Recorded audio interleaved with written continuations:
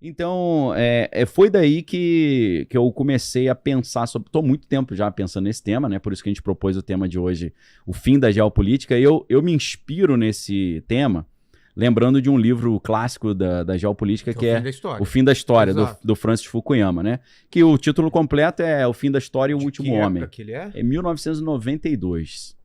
Pós-Guerra Fria? É pós-Guerra Fria, e Guerra Fria é um ponto... É o que ele defende, que com o término da Guerra Fria, acabou a história. Porque, em que sentido? No sentido que a história... É claro que ele vai mais profundo, vou dar uma primeira explicação.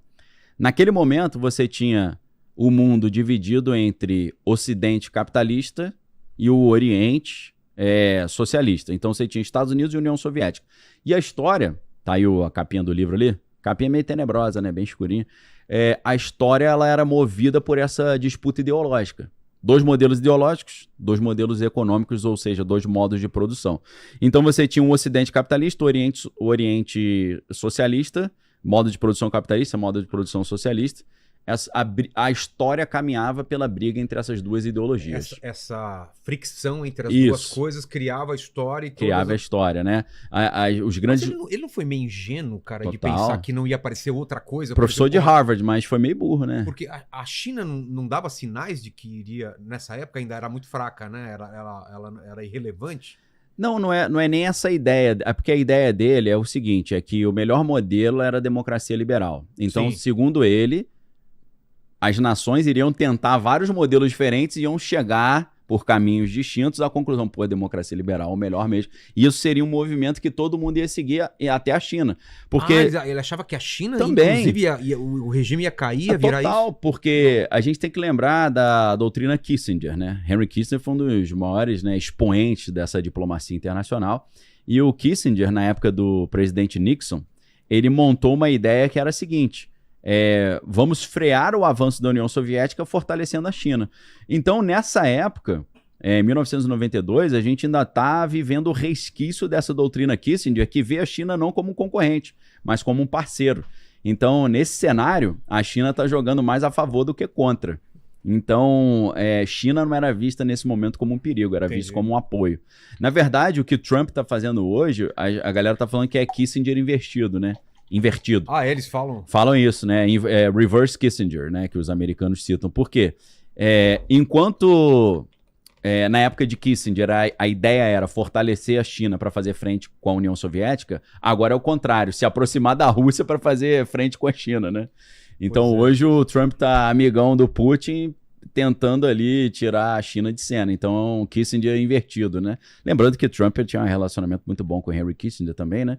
Então, a ideia do fim da geopolítica, é claro que eu me inspiro aí no fim da história do Fukuyama, e você, para mim, foi certeiro. Ele foi até meio burro, né? Porque falou uns negócios... ingênuo, né? Meio... achar que a história ela vai se transformando e pode ter... nuances, né? Surpresas. Ele achava que o mundo ia ficando tudo meio morno assim, sem briga nem nada, porque todo mundo ia virar democracia liberal. Só que aí ele fala sobre o Último Homem, que é o subtítulo do livro, né? Ou o próprio título, né? The End of History. Esse cara não escreveu mais nenhum livro bombando, continuando, cara, agora você me pegou, não me recordo. Depois dá uma busca no nome dele. Se ele falou, pessoal, vou ter que atualizar aqui. Vamos fazer um outro ficou agora. Meio chatinho. O recomeço da história, né? Com certeza. É claro que todo o pessoal progressista, né, a galera mais marxista, tinha ódio dele, né? Porque ele estava meio que celebrando o fim do comunismo e que isso ia resolver os problemas da humanidade. Então ele, apesar de ser um acadêmico ali da Universidade de Harvard, ele era muito mal visto na academia, né? A galera tinha nojo do Fukuyama. Mas assim, Fukuyama mandou uma bolada na trave terrível, né? Falou um monte de groselha, né? Se provou totalmente errado. Mas ele propõe essa ideia, né? O mundo, a história vive com base na tensão entre Estados Unidos e União Soviética. União Soviética sai de cena, o mundo fica meio sem graça, fica meio morno, né? Então, assim, o ponto que ele analisa ali é a queda do Muro de Berlim. A queda do Muro de Berlim teria sido o catalisador desse fim da história, porque é o sinal de que a União Soviética faliu, né?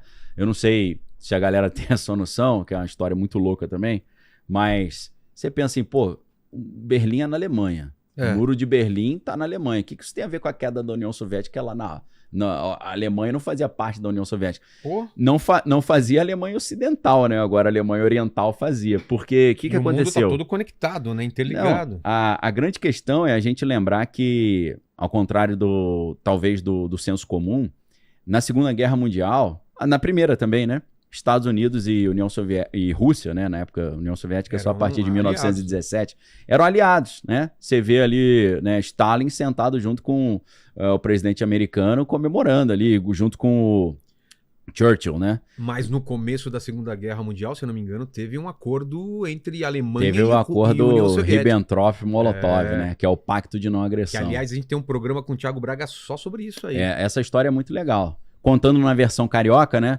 Estados Unidos... Porra, meu irmão! Os caras chegaram lá, meteram... Não, vou contar rapidamente só pra galera entender. Não, mas conta com sotaque carregado, que é engraçado. Quer que eu conte, Barra? Quero. É assim, que eu não tenho tanto sotaque, mas eu vou dar uma forçada na barra. Os Estados Unidos chegou pro Hitler e falou, meu irmão, a parada é o seguinte... Estados Unidos. Tá. Tô com um problema sério pra resolver aqui. Aí ele falou, meu irmão, olha só... Eu acho legal a história sendo contada assim, velho. É o tipo de que... Meu irmão, tá de caô pra cima de mim? Que história é essa? Tá querendo me ajuda pra quê? Tu não gosta de mim, pô? Tu brigou comigo na Primeira Guerra Mundial, vai vir de onda agora? Acho que todos os acordos tinham que ser feitos por cariocas, assim, cara. Pô, quase que eu falei... Eu tenho uma ideia de fazer um canal, cara, de história só contada assim. Por carioca. Muito bom. Tem gente que odeia, né? Mas tem gente que vai falar, pô, finalmente eu aprendi história. Pode crer. Não, mas e aí? Tá. Aí, cara, Estados Unidos chegam pro Hitler e falam assim, cara, tô precisando da tua ajuda. Por quê? Pô, tem um cara aí que eu acho nojento, tá crescendo muito, que é o tal do Stalin, com esse negócio de União Soviética. Vamos fazer uma parada? Se eu te der dinheiro, equipamento e treinamento, tu arrebenta esse cara pra mim? Ele falou, lógico, pode mandar. Então, assim, Hitler ele foi patrocinado por essa galera. Tem um artigo dos Estados Unidos, tem um artigo da revista, do jornal The Guardian. Vê se acha aí depois, ô Homer. Bota assim, The Guardian, né? Tô falando bem, carioca, The Guardian. Como é que é aquele treinador de futebol lá? Como é que é? Santana, Joel Santana. The Middle, não é Joel Santana? Abre aí, Homer, The Guardian. Jornal The Guardian. The Front of the Middle. Bota assim, Bush, Hitler, Power. Se você não achar, eu falo mais coisa. O título é assim, como Prescott Bush. Como Prescott Bush ajudou Hitler a chegar ao poder. Prescott Bush, que é pai do Buchão, vô do Buchinho, ele era senador americano que ajudou a esse pacto entre Estados Unidos e Alemanha para conter o avanço da União Soviética. Então mandaram dinheiro pra caramba, mandaram infraestrutura, várias empresas americanas botaram grana lá. Então a Alemanha ela foi patrocinada para fazer frente à União Soviética. Então, qual que foi a conversa? Adolfinho, meu garoto, vou te dar grana. Olha lá, ó. Tá tudo nesse artigo, tá? How Bush's grandfather helped Hitler's rise to power. Como é que o avô do Bush, avô do Buchinho, né? Pai do Buchão, que é o Prescott Bush, ajudou o Hitler a chegar ao poder. A ideia era simples. Meu irmão, eu vou te dar dinheiro, arma, não sei o quê, pra você conter o avanço da União Soviética na Europa. Aí ele falou, tá ótimo. Aí ele falou, partiu. Aí ele falou, vai lá, meu garoto, boa sorte. Quando o Hitler chegou na Rússia, em vez dele arrebentar com a Rússia, ele falou, não, vamos fazer melhor, vamos fazer um acordo aqui, um pacto de não agressão. Os Estados Unidos, pô, irmão, não foi pra isso que eu te patrocinei. Aí ele se volta contra o Ocidente, né? Foi o pacto, né, o Ribbentrop-Molotov, né? Tinha que ser esse nome, né? Coquetel de Molotov veio bravo depois. Então, a gente não pode esquecer que Estados Unidos e Rússia foram amigos na Primeira e na Segunda Guerra Mundial, estavam do mesmo lado. Então, quando termina a Segunda Guerra Mundial e o grande oponente era a Alemanha, a grande potência opositora ali, lembrando que o eixo era composto ali por Alemanha, Itália e Japão, quando a Alemanha é derrotada, os vencedores, nesse caso Estados Unidos e Rússia, dividem a capital, Berlim, entre eles. Aí você fala, mas peraí, Daniel, se Berlim tem só um muro assim, separando Berlim oriental de ocidental, é só tu contornar o muro.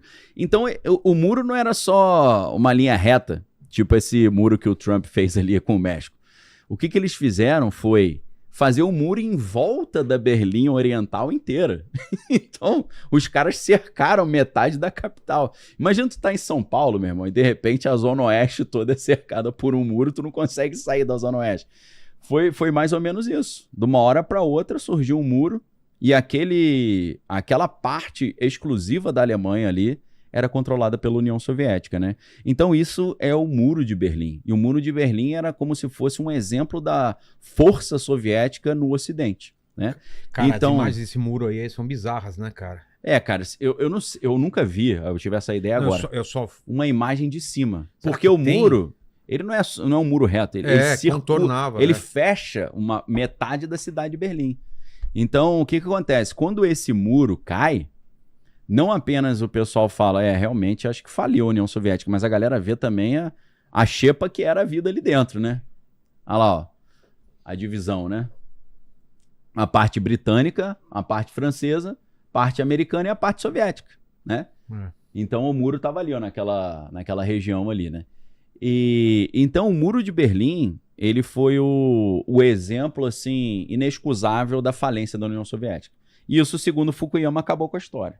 Né? Porque ele falou, se a história era comandada pela briga e a tensão entre Estados Unidos e União Soviética, você não tem mais União Soviética, você não tem mais história, não tem mais o que acontecer. É claro que a gente está fazendo um resumo aqui meio sapeca aqui, né? Que o livro não é apenas isso, é mais uma ideia de que todas as nações caminhariam em direção à democracia liberal e iam concluir que essa era a melhor opção, só que aí o mundo ia ficar muito monótono, ia ficar muito chato, por isso que ele fala que é o último homem, né? Que o cara fala, pô, mas agora não acontece mais nada, não tem mais briga, né? Pô, xinga minha mãe aí pelo menos pra eu te dar uns cascudos. Então, o que acontece? Na minha tese que eu tô trazendo aqui hoje do fim da geopolítica, o fato de que é o catalisador. Se para Fukuyama o fim da história é caracterizado pela queda do Muro de Berlim, o fim da geopolítica é caracterizado pelo caso de Jeffrey Epstein. E aí eu vou explicar por quê. O caso de Jeffrey Epstein, ele nos... Olha lá, Vilela, a imagenzinha do... Tinha até uns grafites maneiros, né? Do lado ocidental, né? No lado oriental, duvido que pudesse ter grafite. Né? Inclusive você que tem um conhecimento e um senso estético apurado, tá bem desenhado ou tá meio chinfrinho ali? Tem milhões aí de estilos, né? Alguns estão bons e alguns devem estar meio fuleiro da cebola, né? E a imagem da queda do Muro de Berlim é bem emblemática, né? A galera derrubando o muro e tal. Mas na verdade, Vilela, se você olhar ali... Mas essa parte tá até mais... Não é a mais imagem light. A parte que eu lembro do Muro de Berlim, no meio tem um monte de coisa, de tem arame farpado. Na verdade, eu não... Aí já são dois muros ali, você tá vendo? Então, o outro lá é do lado do oriental. Então, na verdade, em alguns lugares havia mais de 3 muros, 4, porque o cara, para conseguir sair, ele teria que pular uns 3 ou 4 muros, né? Então não era só um único muro, não. Tinham várias camadas ali, né? Tinham postos avançados de monitoramento. E aquela história, né? Se o lugar é tão bom, por que você tem que impedir de sair, né? É meio estranho, né? Total, né? Pô, tá proibido sair, porque se você liberar sair, não fica ninguém, né? Então, já fica meio estranho isso, né? Eles não colocaram um muro pra impedir os outros de entrar, é pra impedir quem tá dentro de sair. Deve ser porque não tá muito maneiro lá dentro, né? Então, o caso de Jeffrey Epstein, para mim, ele é a queda do Muro de Berlim da geopolítica. Por quê? A geopolítica clássica, ela parte do princípio que os países ou estados-nações, eles tomam decisões racionais baseadas ali naquilo que é melhor para o seu próprio povo, né?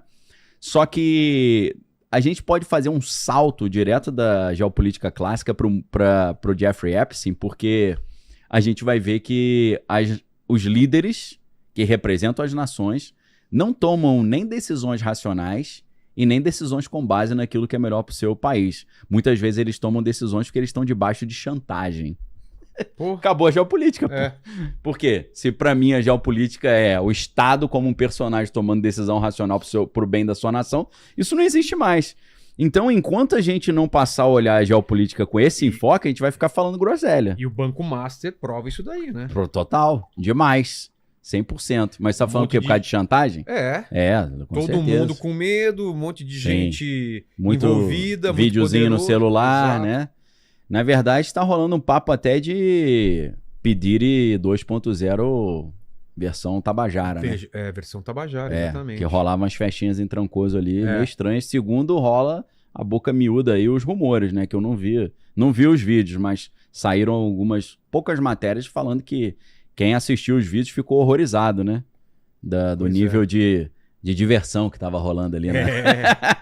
No nível de endorfina e serotonina sendo liberada nas performances, né?